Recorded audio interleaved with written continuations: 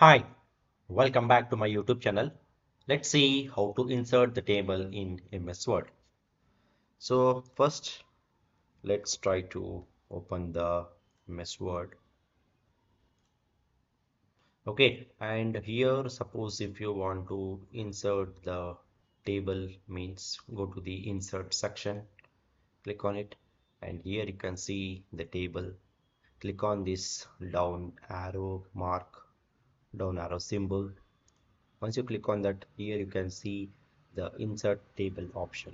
Okay, so here you can see the various option: insert table, draw table, and Excel spreadsheet, quick tables. Okay, and suppose if you want to insert only one row with one column, means you can just click on this.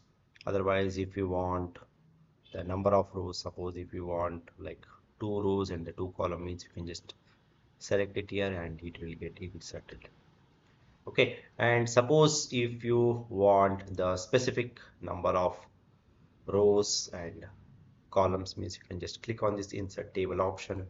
So once you click on that, here you can see the insert table, the size of the table, number of columns, number of rows. Okay, and suppose if